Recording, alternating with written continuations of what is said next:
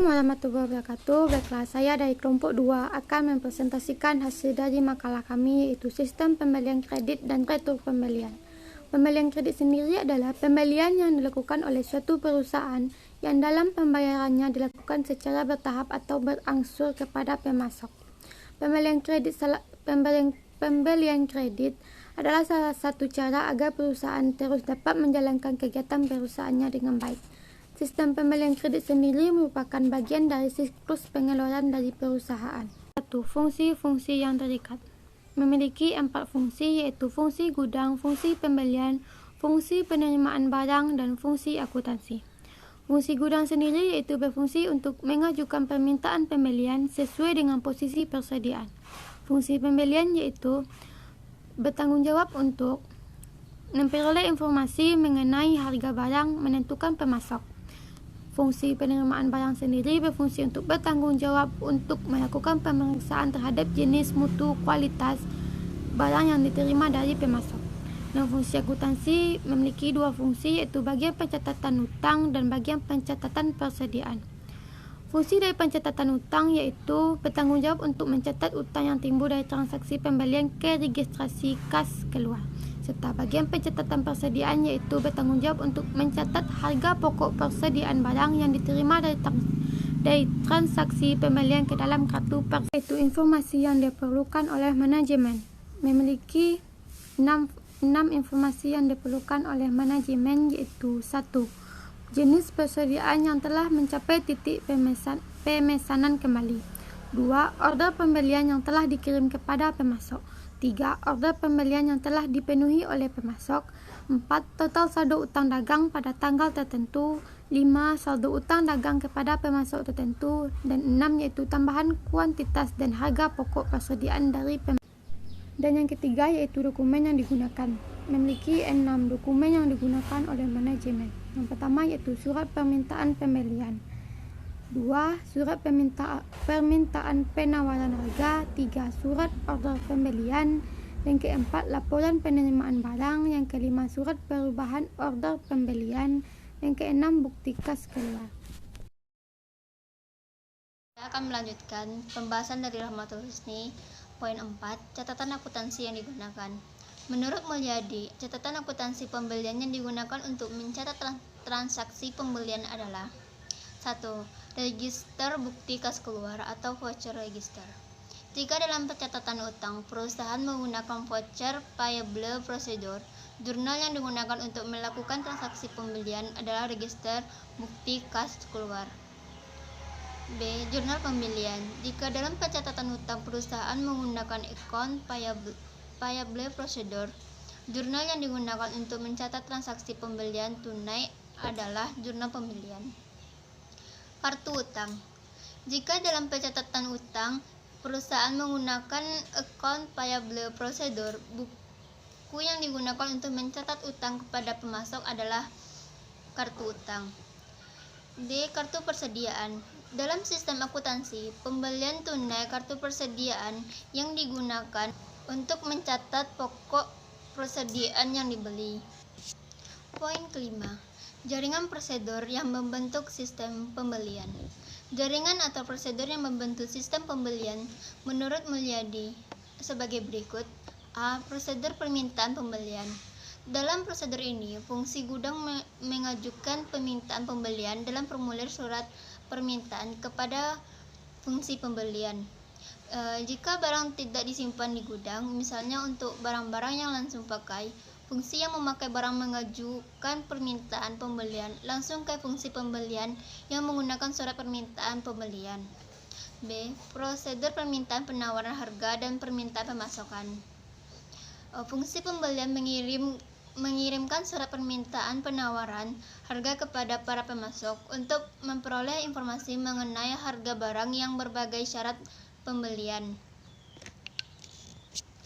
Untuk memungkinkan pemilihan pemasok yang akan ditunjuk sebagai pemasok barang yang diperlukan oleh perusahaan, perusahaan menentukan jenjang wewenang dalam pemilihan pemasok sehingga sistem akuntansi pembelian dibagi sebagai berikut. A. Sistem akuntansi pembelian dengan pengadaan langsung. B. Sistem akuntansi pembelian dengan penunjukan langsung. C. Sistem akuntansi pembelian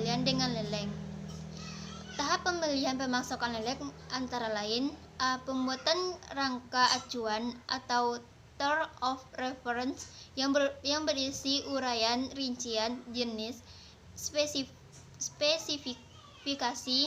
dan jumlah barang yang akan dibeli melalui leleng. Assalamualaikum warahmatullahi wabarakatuh. Saya Respi Yuningsi, NIM 1916040106 akan melanjutkan pembacaan materi dari Fadila Putri. Yang keenam, unsur pengendalian intern. Pengertian pengendalian intern.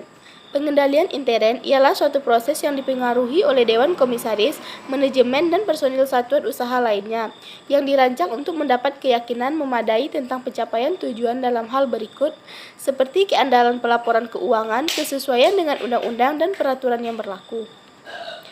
Sistem pengendalian intern menurut para ahli. Yang pertama menurut Mulyadi. Mulyadi menyebutkan bahwa sistem pengendalian intern meliputi struktur organisasi, metode, dan ukuran-ukuran yang dikoordinasikan untuk menjaga kekayaan organisasi.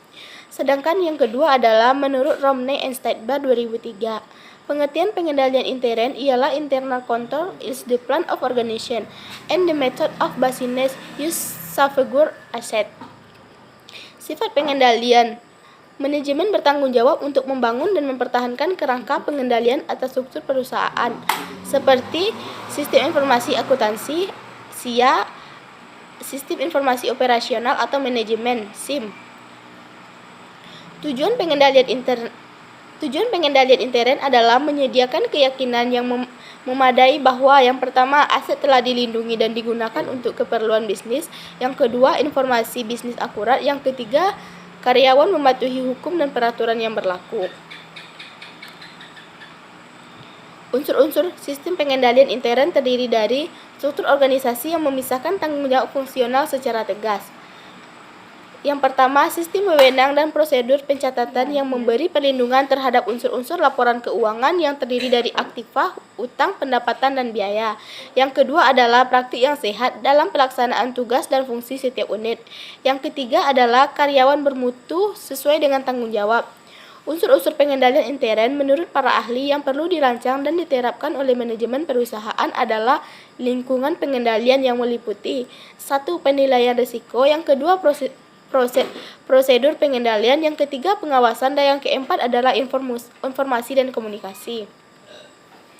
Contoh penerapan prosedur pengendalian adalah toko yang buka selama 24 jam. 7. Bagan alir dokumen. Pengertian bagan alir dokumen.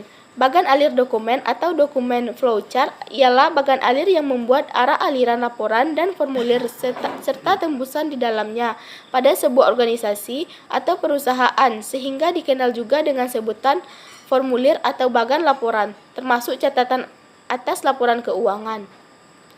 Bagan alir dokumen menjelaskan tentang arus dokumen dan informasi pada bidang tanggung jawab di sebuah organisasi atau perusahaan. Bagan alir dokumen berisi tentang berkas-berkas rinci membuat tentang tempat asal, distribusi, tujuan pemakaian, tempat akhir, dan semua hal yang terjadi selama dokumen berjalan. Pengendalian intern juga termasuk catatan atas laporan keuangan perusahaan. Yang pertama, bagan alir dokumen yang bisa mengungkap kelemahan atau ketidakefisienan organisasi dalam sistem seperti arus komunikasi yang tidak memadai. Yang kedua adalah bagan alir dokumen dipersiapkan sebagai bagian dari proses desain sistem dan harus tertera dalam dokumentasi sistem informasi. Contoh bagan alir dokumen adalah penggajian karyawan pada sebuah perusahaan. Karyawan menyerahkan biodata atau berkas-berkas diri seperti fotokopi ijazah, fotokopi kartu keluarga, dan lainnya kepada personalia. Lalu personalia menerima biodata karyawan dan mengubahnya atau memasukkan data karyawan ke dalam sistem perusahaan yang valid, sehingga pihak manajemen atau petinggi perusahaan bisa melihat data karyawan jika sewaktu-waktu yang diperlukan. Setelah data karyawan valid diterima oleh pemimpin, lalu menelusuri riwayat pekerjaan karyawan pada perusahaan sebelumnya untuk mengetahui posisi karyawan, sehingga bisa menentukan besar gaji karyawan itu di perusahaan tersebut. karena terkait dengan pencatatan transaksi keuangan perusahaan.